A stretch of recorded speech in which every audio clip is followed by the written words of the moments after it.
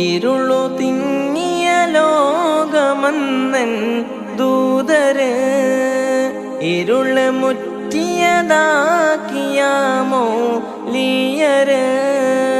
ഇരുളു തിങ്ങിയ ലോകമന്നൻ ദൂതര് ഇരുള് മുറ്റിയതാക്കിയാമോ Lear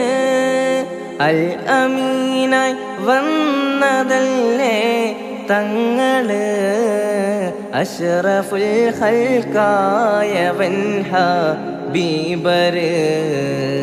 അഷ്റഫുൽ ഖൽഖായവൻ ഹബീബര്